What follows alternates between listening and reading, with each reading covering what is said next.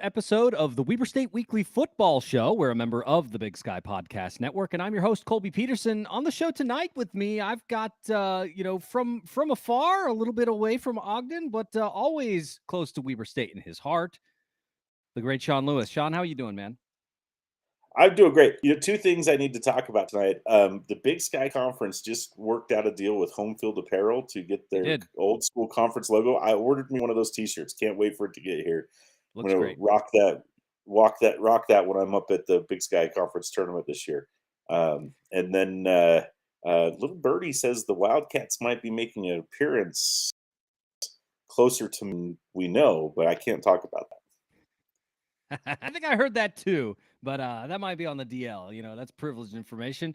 But yeah, man, I agree. That conference throwback shirt, man, it's cool. The old school Big Sky logo is great. Yeah, And one thing I've noticed, spending time in the Big Sky Podcast Network is that, people in the conference really love the conference. If your school has been here for a while, you really appreciate what they do at the conference office, and we do too. All the good folks down in Farmington. But yeah, man, making moves and doing great things. I appreciate the conference. Commissioner Wistersill is doing a great job. Of course, John Casper does a great job with the championships. Shout out to Tyson Rogers, who's been the media contact right now, doing a Yep. great job with the updates stuff. I get some of those emails. So Mary Rose Cook doing a great job on her media stuff as the media face of the conference. It's like the golden era of the Big Sky right now, and they're doing some innovative things and getting the word out that Big Sky's a cool place to be. And I'm glad that the conference knows who we are. We know the schools know who we are. We're not trying to be something we're not, but there's a great brand of football, great brand of sports and all at all levels. And it's just a great conference, and I appreciate it. Yeah, I mean, shout out to Bryson Lester, who's really done a good job with the social media accounts for the conference. I mean, some really good ones this season already, like the Mhm. Nebraska one. Oh yeah, yeah, yeah. Oh, legendary. But let's talk about tonight's show, guys. So, of course, we're going to talk about the UC Davis game, right? A slog, a tough game on the It on the always is. Causeway. Yeah, but the Wildcats pull out the dub against Dan Hawkins and his Aggies. So we'll talk a little bit about that. Then we're going to bust out Waldo's Magic 8 Ball for the first time this season. For football, we've done it for volleyball. We haven't done it for football yet. I will say, Sean, that when we did it for volleyball, it was a little so. Hopefully, we've warmed it Be up, prepared. and yeah, and Waldo's Magic 8 Ball is feeling a little bit more generous tonight than it did the last time we busted it out for volleyball. So we'll see. But before we get into all that, want to encourage everyone, subscribe to the show, Apple Podcast, Spotify, Stitcher, if you're not already. Of course, we are on social media. You can find us on Facebook, Instagram, and Twitter. Twitter, a really great place to find us on game day. I tried doing a watch party on Saturday night, and nobody came to hang out with me, man. I felt kind of bad. I was like, oh. So I'm sorry. I know Chappie had his own watch party that he that's what I invited me heard. to, and I had a family watch party where we're moving. Some cousins wanted to get together, so we were watching at a cousin's house with a group. So it just wasn't conducive to joining the spaces. But we'll be there later in the season. Yeah, yeah. I mean, Wildcats will hit the road again soon, and we'll try it again. But yeah, Yeah. of course, social media, a good place to interact with the Weber State Weekly team, and of course, our Patreon account. You can go to patreon.com/Weber State Weekly and become a patron and support what we're trying to do. Raise the profile of Weber State athletics and let people know that good things are happening on campus. I want to shout out to all of our patrons already that help us keep the lights on here at Weber State Weekly. Thank you to all of you. I really do need to come up with something that's special just for you folks. So know that the gears are turning, and I'm constantly thinking about you. So Sean, let's talk about this, man. Wildcats take the trip to Davis. We knew this was going to be a tough game. We talked about that on the game day show, that this was going to be hard. Davis is no slouch. Wildcats did end up dropping the game, in the last moments last season in Ogden, and so there was some We almost feeling. thought we were going to get a repeat of that on It Saturday night. So same, right? Because the game was close at the end, and there was a drive. There was a key turnover once again that put the defense in a bind. But we'll talk about that. But Wildcats with the dub, 17-12. Gami, it's got to be. That's a weird score. Probably not. But anyway, so let's get into this, man. I want to talk a little bit starting off. about the offense because Mhm. they came out of the gate just firing, and it looked like they were just going to pick right up where they had left off against Utah Tech. Things were working. They were getting those short passes. The run game was clicking, and they marched down the field twice and put up 14 points relatively quickly. Of course, Davis comes out and they put up 3 points fast, but then the Wildcats Well, answer and then answer I again. I want to counter that because the first drive for the Wildcats was a fumble on the Yeah. second play. Josh Davis fumbled that led to the field goal, and Yep. then they had, I believe, a 3 and out on the next drive. So it was really the third and fourth drive where they got the touchdowns, and so they didn't come right out of the gates. It was in the first quarter, it was early Right. where they got that rhythm, and I thought once they went no huddle, they really started to move the ball and get down, but then Davis made adjustments, and I didn't let you get to your question. So I'll let you ask your question, and then we'll talk about the adjustments that Davis made. Well, that's it, right? I mean, like you said, the Wildcats ended up, they got some things going offensively once they overcame that first turnover, which is unfortunate. And then once they had 14 on the board, Davis made their adjustments and everything came to a screeching halt. The Wildcats were moving the ball, but they weren't able to get back into the red zone until the second half. And so I wanted to say, like, what was it that Davis took away from the Wildcats that just made it so difficult to move the ball consistently? Because they were able to move it, but it just wasn't consistent like it had been in those third and fourth drives. So I think that it's a combination of things, Colby. I went back and started to watch a little bit of the game, try to pick up things, looked at the play-by-play chart on the stat sheet, and I think there were a couple of factors that went into it. One, turnovers. Weaver Mm, lost the turnover battle 3-0, yep. two fumbles and a pick. Um, and then the drives that stalled were short drives where it was a 3 and out. It was a lots of punts. It was rushing and then not converting on third down. The Wildcats were only 3 of 11 on third down on Saturday night. I Yep. think that led to it. So I'm not sure that there was one specific thing that got taken away. I noticed that in those shorter drives, we were doing short passes and a little couple of runs. We weren't throwing the ball downfield. I think that's Yeah. what led to a lot of stuff. We had a couple of long plays, a couple of chunk plays during those touchdown drives that really helped the Wildcats do that. So good tackling, third down defense, I think, is really the key. 3rd and 11, and the turnovers. And when you're playing that slog, and then in the fourth quarter, you kind of have to discount because Weber spent a lot of time rushing, trying to run clock.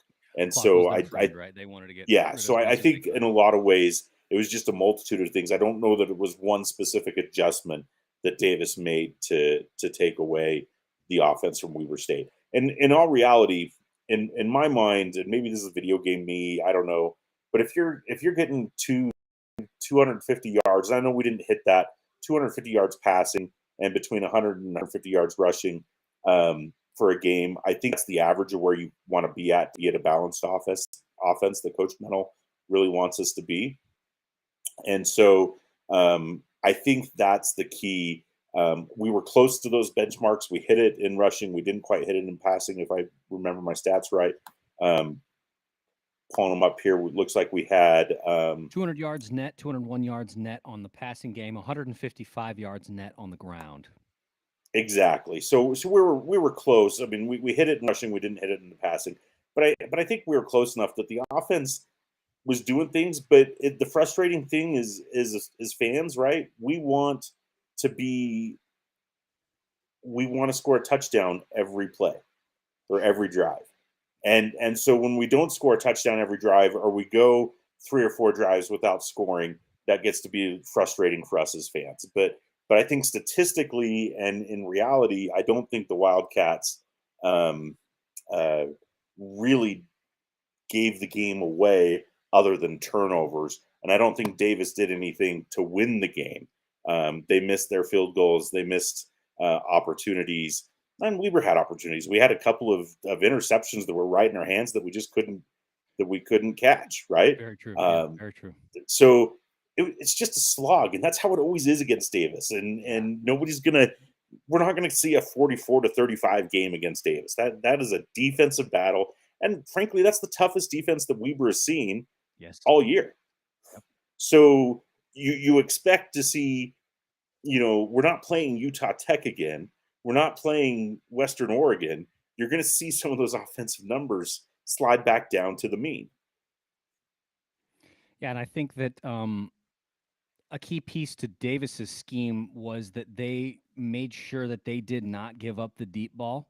I mean, Bronson Barron's long was not very far in this game. Pulling it up really quickly. Barron's, like you said, he had This is a passed for 29-yard 220, pass. 27 yards was his longest pass in this game. Yeah. Like I think that they saw the tape against Utah State and against Utah Tech and said, they like to run down the sidelines and let their guys go get it. We're going to take that away. And they did a good job. They did a really good job of taking that away.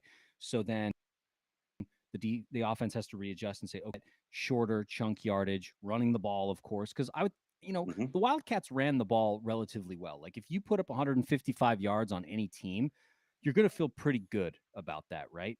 Yeah. But They almost ran the ball as well as that dog retrieved the tee several times that the announcers were obsessed with Saturday night. I loved that, but yeah, the announcers, it was like, all right, guys, it's the fourth quarter. We've talked about this. But yeah, man, it was a slog. And so I hear what you're saying, where it's like, it's not necessarily that Davis took a lot away. It's just that, everybody kind of settled in, started executing on their game plan, and it became what a normal game against Davis is. Because I think everybody remembers the 2017 homecoming game where the Wildcats roll like 44-3. That's Hmm. uncommon. Brett Hine from the Standard Examiner posted the usual scores of the last 4 or 5 years, and they were Yep. always much closer, right? Like we're talking about 3-7 points. Like the Wildcats are not blowing out the Aggies normally because Dan Hawkins is a really good coach and his team is very disciplined, right? They committed just 2 penalties, and they are one of the top teams in the country at not committing penalties. So they're not going to do that. They're not going to give you free yardage. You're going to have to go and get it. Yep. So, I mean, let's talk a little bit. If you listen to the game day show, we talked a lot about Ulonzo Gilliam, who, like we Yes. said, is the Big Sky Conference's preseason offensive MVP, and he looked every bit of that on Saturday. This was his best game against the Wildcats in his career. It'll also, unless the Wildcats see Davis in the playoffs or something later, if the Wildcats go to the playoffs, and if the Aggies go to playoffs, because it's still very early in the season, this will be his last game against the Wildcats, and this was his best. He ended up with 155, 111 yards rushing and 35 yards passing or receiving yards. So what about this time around that made him difficult to contain? Because obviously they'd done it before, but this time was different. What was it about this time that gave Gilliam that production that he hadn't seen in previous matchups? I think he's a senior. I think Yep. the offense is geared around him, and the Davis coaches found ways to get him the ball in different situations for him to be successful. And there's no fault. I mean, he's one of the top three rushers in the Big Sky Conference, Yeah, he's and good. and so there's no shame in giving up 100 yards to him. He's gonna get it. He's just a tough guy to tackle. He's just a bowling ball of a runner, and really just he he just gets up and he's like the Energizer Bunny, man. Just keeps going and going and going, and rarely takes breaks. And I thought they did rely a little bit too much on him in offense. And I know their quarterback had, they had 57.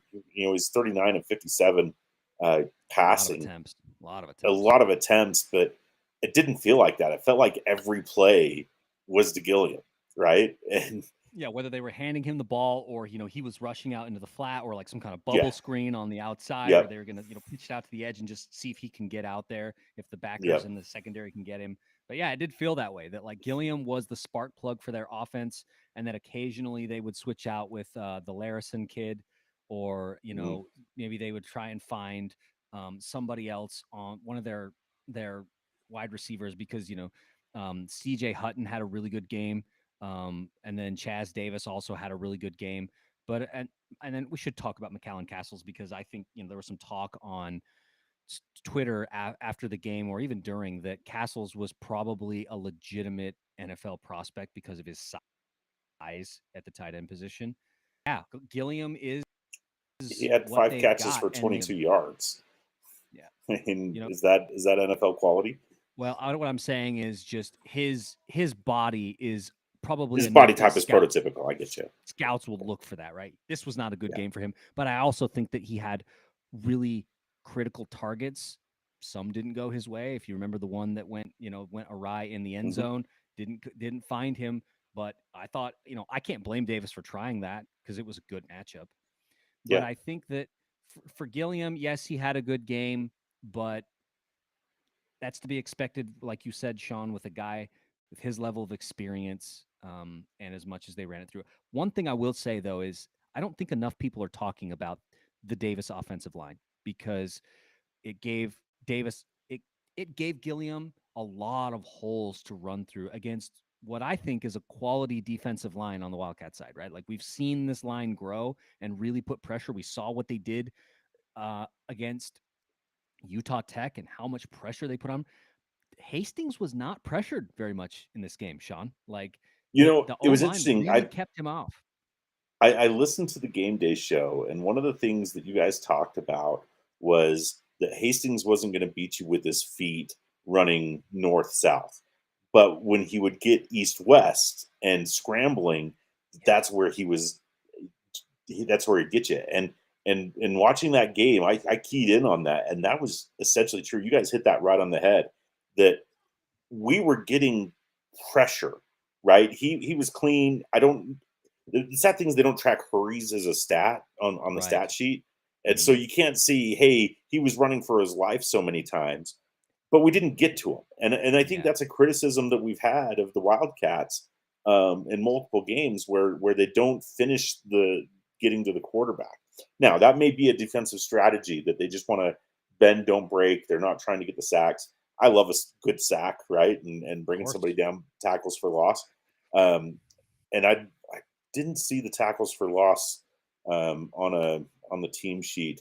I think Uh, Wildcats had two. Davis came away with 4 or 5. Let me come down real sure, quickly here. Uh, Davis. they had 2 sacks. So we Um, actually Wildcats had 4 TFLs. They had okay, 2.5, 3.5, four and a so half, yeah, I mean five. it's the we're just not getting there. We're not getting home, and I think credit to our defense because there was some discussion. Maybe it was on the game day show. I don't remember about how the defensive line is doing great, and we're forcing teams to throw, which leads to our secondary being great, and they're both and our defensive line isn't getting the credit that they deserve and how well they've done this year. And I think they are doing great. Our overall scoring defense is top in the country.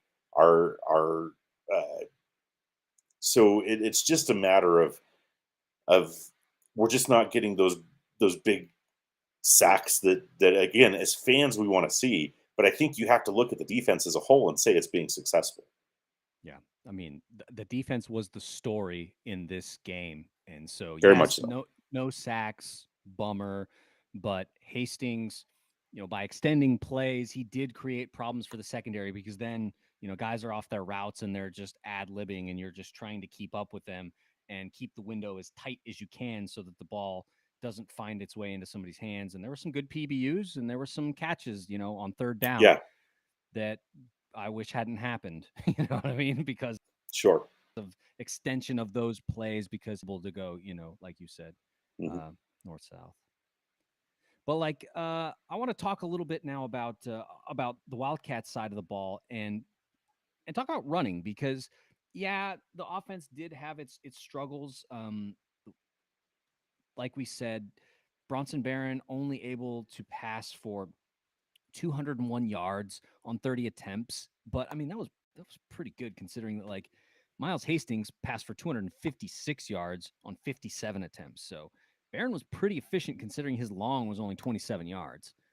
But I want to talk about the run game because Josh Davis has another good game. He eclipses 100 yards. We see Dante McMillan come in. He racks up 52 yards, but they were really, really critical. He had 6 carries for 52 yards. That's 8.7 yards on average.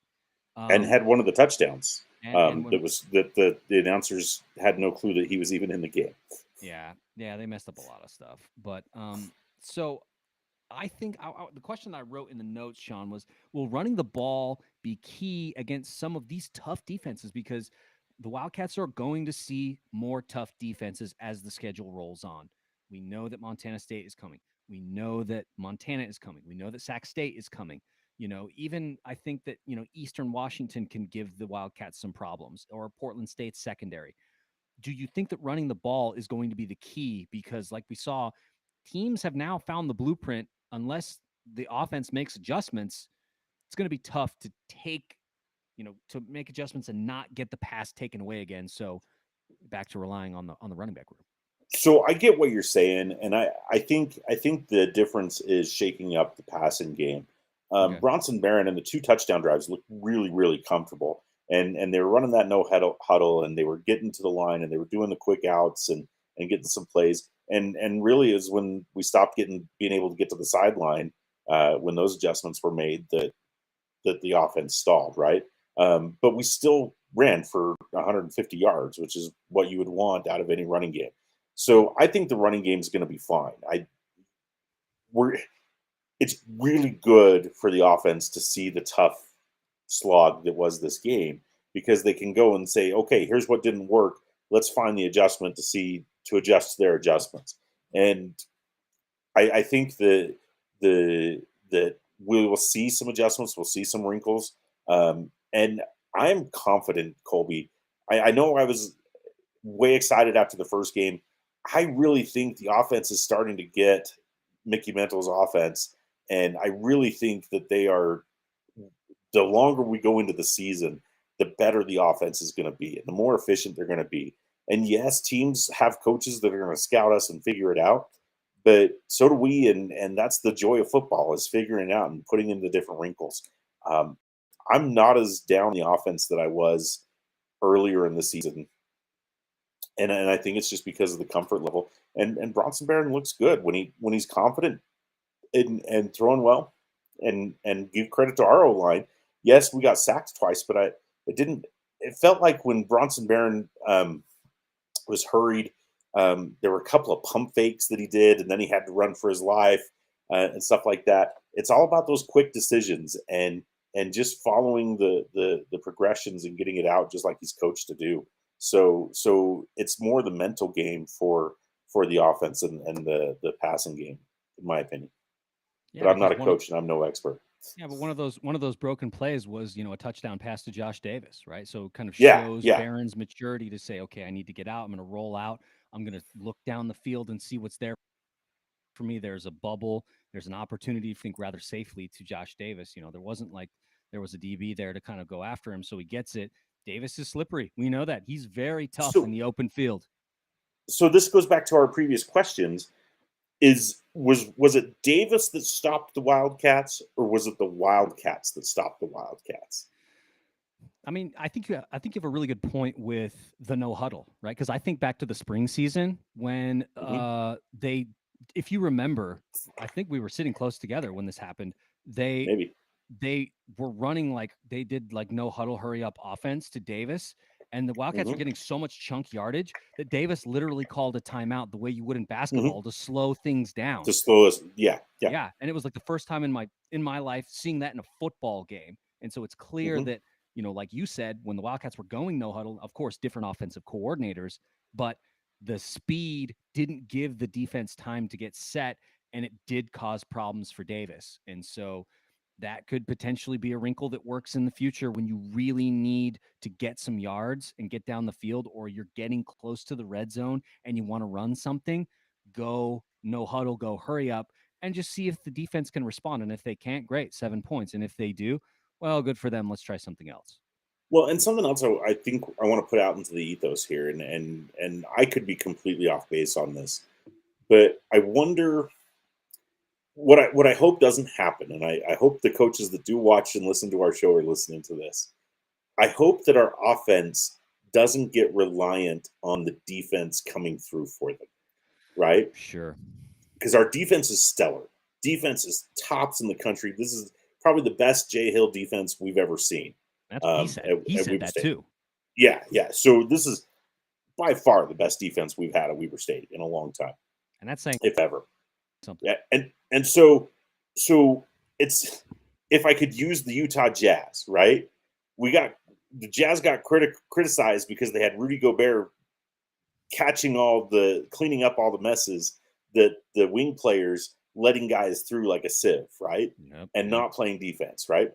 And I'm using that analogy, and I know the Jazz are going to be a totally different team this year, but I'm using that, and I hope that the offense doesn't get complacent with a 3-and-out because they're like, oh, the defense will take care of it and won't give up a point and won't give up a score because the offense needs to put points on the board. And the same frustration of getting in the red zone and settling for field goals and stalling out in those areas. We didn't have quite as many of those in the game against Davis, They were but 3 for 3 in the red zone, right? One of those but being we the had field drives goal. that stalled. Yeah, A but they lot of stalled drives that out stalled. like, you know, And so 15, you're 20 yards before you got there, right? And you're like, Yeah, exactly. And so I don't want the offense to feel like, well, it's okay that this drive stalled. Our defense will pick up for us because that's a bad thing to get into. You want to take care of your end of the bargain of scoring the points so that the defense doesn't have to bail you out. And right now, I don't think the defense is bailing out the offense in that sense. But against Montana or Montana State, I could see that happen. yeah. A thing that I was thinking as the game was going, that once after those third and fourth drives where the Wildcats go up 14-3, I think everybody in Wildcat Nation was looking for that third touchdown, which I think would have Yep. really been the boot on the neck of the Aggies, because the defense was playing so well that should the Hmm. Wildcats go up 3 scores, or, you know, 2.5 scores, whatever, because they had 3 points at Yeah. that point. Yeah. Uh, it's really going to put them in a bind, because now they have to start to really figure out, like, and maybe put some pressure on them. And so we're sort of waiting down to come, and it just didn't, right? And I think that also maybe gave the Aggies some confidence that had the offense put up a few more points, they don't have that confidence. It's sort of like what we saw against Utah Tech, where the Wildcats go up to 2 scores relatively quickly. Utah Tech is able to get back in the game and say, "Oh, we can hang." Whereas, you know, if we hadn't run into the punter like we talked about in last week's show, then that would have been a 3-and-out, and the Trailblazers don't score a touchdown on that drive, and the Wildcats very well could have scored another one. The boot is on the neck at that point. You're up 21-3 or whatever. That's tough. You know, that gets in a team's head. Well, and Whereas, to your point, we're up 14, and then we have three straight drives of 3, 3, and 4 plays, yeah. right? And that's how we And that end the fourth play, I first think, was a half. penalty on first down that gave them a conversion. I believe so. I believe you're correct. And so you basically have 3, 3 and outs essentially, Yeah. and and then you have Davis, who in that same span of that late second quarter go down and have two field goal attempts that if they hit those, all of a sudden it's 14-9. That's a different game. Yep. And you know, lucky for us, and again, I just talked about how great the defense has been. Second week in a row, we have a goal line stand at the end of the half. Yeah. You know, that or not second week in a row, but the second time this season we have a goal line stand at the end of a half that really saves the trajectory of that game. And also takes momentum away from the Aggies going into Yeah. halftime, Hmm. right? Where Yep. Maxwell Anderson, I think that's who they ended up saying it was Maxwell Anderson gets a hand up, gets a finger on the field goal attempt where their Yep. kicker was already struggling. We talked about that on the game day show, about the fact that teams is not great. Their kicker, even though he's a senior, has had his woes. We saw more of those woes, and the Wildcats directly benefited from those woes. But Yep. yeah, stealing that momentum and then going into the half up 14-6 at that point, right? I Hmm. mean, yeah, that was big, but you can't ask your defense to do that all the time. Yeah, and I think that's my overall point is that the offense has got to put some points on the board, and Jay Hill said that, right. Sure. We're not getting the touchdowns. We're not getting in. We're 4-0 though. So again, as I like to remind everybody on the show, we're 4-0. What are we nitpicking, right? Sure. You We can know, a nitpick dub's a because, dub. yeah, a dub is a dub. Tougher matchups are coming. I think that's what people are looking for. But also, like you said, Sure. we see progression every single week. Just give it time, guys. We've seen the play Well, calling. We've seen the scheme that Coach Mental is running on the offensive side. We've seen Barron get better. That's a thing that I wanted to talk about. Finally, this is the last thing I wanted to talk about before we close out this segment, was about quarterback play and about how Miles Hastings, like we said, threw for just 55 more yards, but 27 more attempts to get those 55 yards than Barron had, with his 201-yard performance. I mean, what does that say about Bronson Barron's performance that he gets 200 yards on 30 attempts with a long of 27? Guys, I think that having Coach Mental as quarterbacks coach is really making a difference in that room. yeah, I think that Bronson Barron's been coached up, and I think he's been put in situations that are successful. If I'm going to pick a nit on the throwing, is that Meacham and Malone had a combined 2 receptions. Um, and maybe that was Davis taking away the tight ends a little bit. Maybe that was some drops, but we were promised tight end play, and 2 receptions by the tight ends is not tight ends play, and so that's the one nit I will pick in the Davis game is that stat. But Bronson is turning into the quarterback that we thought he was going to be the very first time we saw him as a freshman. Yeah. And so I think that, just like you said, Sean, each week they'll get better. The more time they can spend with their coaches. I mean, we obviously know that, like, the defense, the more time they spend with their coaches on that defensive line and in the secondary and the linebackers coach, like, they're going to get better. Same thing on the offensive side of the ball. The more time that that quarterback room spends with Coach Mental, and the more time that the offense spends going through that system that Coach Mental has set up, they're going to be okay.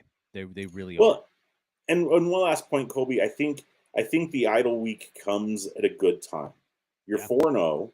You've beaten your 2 toughest opponents, one handily, one in a slog, and now you get a chance to reset. You can take a couple of days to rest up and heal up, get caught up on your schoolwork because these are student athletes, right? And Sure. then and then you can use this week to fix some of those things. When you're in a game week, you can't always tweak, you can't always fix, but now you can spend some time in practice really focusing on it before you get back into the game week for homecoming against Eastern Washington. And I now one thing to be concerned. I'm pretty sure Eastern Washington is scheduled to play in the Swamp this weekend. Is that what I understand?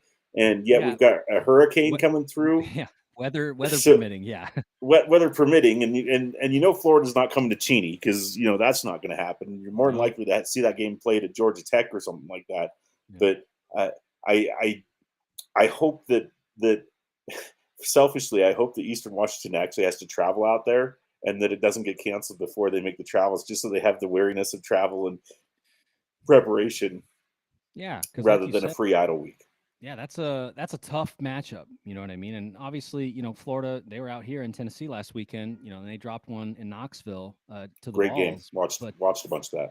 yeah, but I mean, that's going to be a tough matchup for an FCS team, and especially, we'll see what Gunnar Talkington's made of, because he's really come on for them, and we knew that. But I, Mhm. I hear what you're saying, Sean, where it's like a little bit extra on Eastern Washington. Then they're coming to Ogden for the homecoming game. The Wildcats have had a week off. We know about the bye week woes following, but I Yep. think that the X factor for this year is that Coach Mental has that much more time to work with the offense and get Mhm. guys ready, which I don't see as a bad thing. And so I view the bye in a different way this year than I would in previous years, where I am very nervous. Coach Hill has talked about the bye week woes. They've tried all kinds of things to make sure that there wasn't a letdown after the bye. Um, there have been problems, it just they haven't yet been able to crack that code. I think with Coach Mental spending the time and really keeping guys, going through the system and continuing to learn and get better, maybe that, the offense coming out firing on all cylinders invigorates the defense to come out and play well. And we know that Coach Hill has done a good job of scheming against Aaron Best offenses. So we'll see, what they come up with. But maybe the offense can spark the defense to keep the Eagles down early and then, get some momentum. So we'll see. All right, so that's the Davis game. Wildcats, like you said, Sean, now 4-0 on the season. I think I didn't get the year. I mean, it was the first time they were 3-0 since '98. 4-0. I think they said it's only happened 3 times in 50 years. So, Something to that effect. Paul put out today. yep. So it's rare air, folks. What you're seeing right now. But let's go to Waldo's Magic 8 Ball, Sean. So I got the 8 ball, like I said. I mean, it's it's here, and so I wanted to kind of go through this and just give you an opportunity to ask some questions on each side of the ball. So I thought, hey, we just got done talking about the offense. Let's talk about the offense. Sean, do you have an offensive question for Waldo's Magic 8 Ball? I do. Um, I want to know, will the Wildcats? Well, I'm going to change that. Will Bronson Barron stay healthy for the entire season, meaning Mm, he does not get hurt and is QB1 for every game this year? okay. Will Bronson Barron stay healthy and continue to start at QB1 for the remainder of the season? Shaking Waldo's Magic 8 Ball. The answer is outlook good. Okay. Off to a good start here already. I like it. Yeah, I like it too. So for my question, I think I'm going to put it on the tight ends because, like you said, the tight end play was something that we were looking forward to. We longed for the days of Andrew Vollert and others where that was there. It was great pressure release for the offense. Just dump it into the flat and let a big body tight end go out there and get some yardage. I think we have some guys in Justin Malone and Hayden Meacham who can get that for us. So the question that I have on the offensive side for the ball for Waldo's Magic 8 Ball is: will we see an uptick in tight end play based on what we saw this weekend? Shaking Waldo's Magic 8 Ball, and the answer: very doubtful. Okay, I don't like that. Maybe that means the receivers and the tight ends just become unnecessary. I doubt it, but Sure, I want to see Meacham and Malone get more throws. I agree. Okay, Sean, let's flip it now and let's go to the defensive side of the ball. Do you have a question for Waldo's Magic 8 Ball there? I do. I have a great one here. Will Weber State finish top 5 nationally in total scoring defense? Okay. Will the Wildcat defense finish the season top 5 nationally for scoring defense? Shaking Waldo's Magic 8 Ball. The answer coming through. Ask again later. Okay, maybe a little too far away for right now. So, Well, and to that point, I do want to point out that Weber State technically is number 2 nationally right now. However, the one team that is ahead of us is I'm pulling this back up here. Um, oh, where did it go? Uh, like Fordham or something, right? it's Fordham, but they've only played Yeah. one game, and No, it they was an played more Ivy than League that. team that had a shutout, and so um, there there wasn't a it was pardon me, there's 2 teams ahead of us. We're 3rd in Okay. scoring defense. It's Columbia and then Montana. We hate that. Well, and that's what it is right now, right? If you go look at the Yeah. Big Sky stats, I mean, the Wildcats and the Grizz are right there in a number of defensive Yep. statistical categories. I think that that's going to be quite a matchup when the Grizz come to Ogden in late October.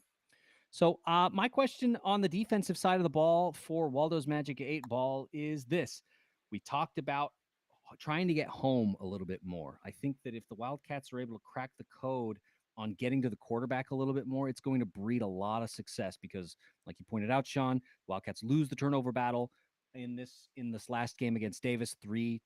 The Wildcats did not come away with a turnover. Um, my question for Waldo's Magic 8 Ball: are we going to see the defensive line get home more and start racking up a few more sacks? So the answer from Waldo's Magic 8 Ball coming in: yes. That's it. It just says yes. So unequivocal. So there you go. Sean, let's do one That last question here. Do you want to do a schedule question or you want to do a conference question? mm, let's do a conference question Okay. because the schedule is what it is, and it's an idle week, and I don't care. Let's do a conference question. There's some talk nationally about. I think this was on Sam Herder's show. He talked about how many teams the Big Sky could get into the playoffs, and there's a question about 5 or 6. So Okay. I want to know, Waldo's Magic 8 Ball, will the Big Sky get 6 teams into the FCS playoffs? Yeah. I mean, a good question. What is that? Like 33% of the field?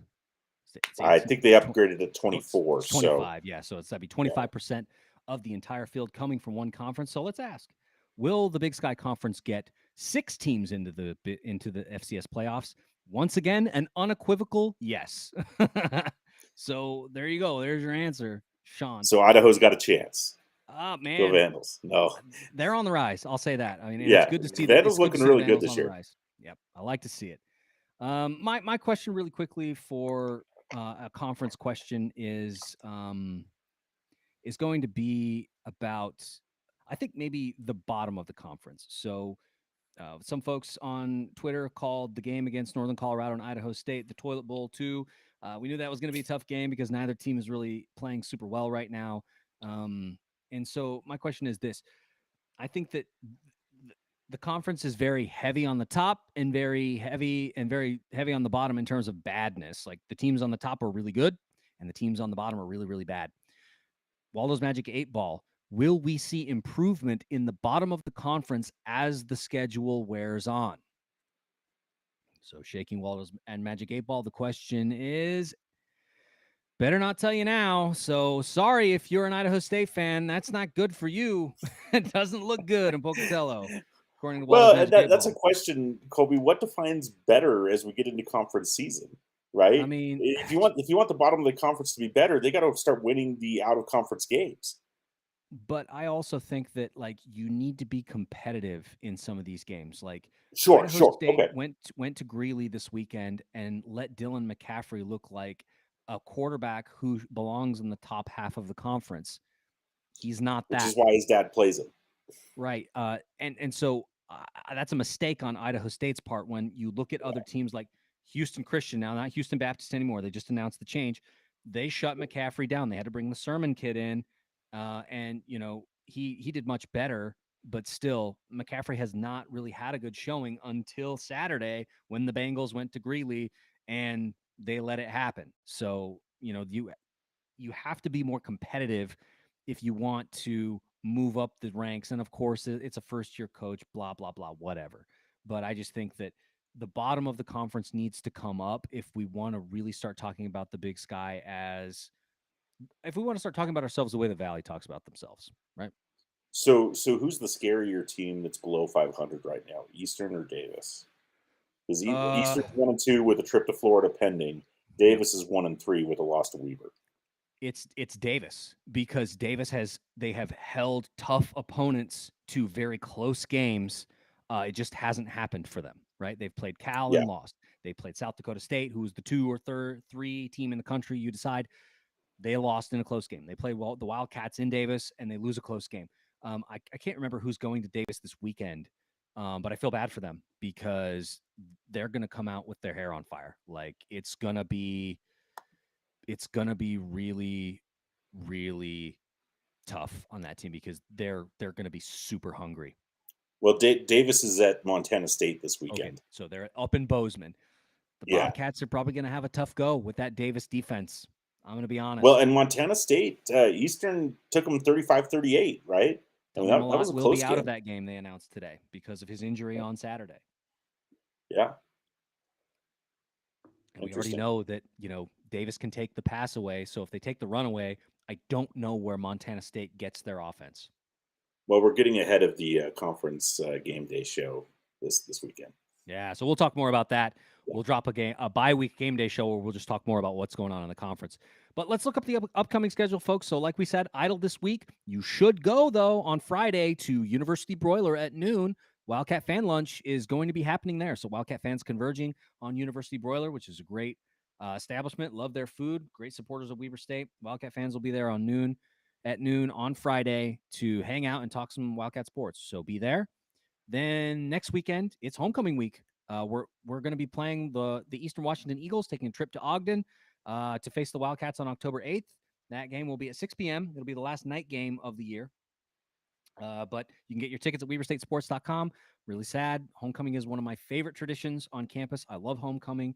So go to the game for me, man, because I love it and I miss it. And make Ogden purple.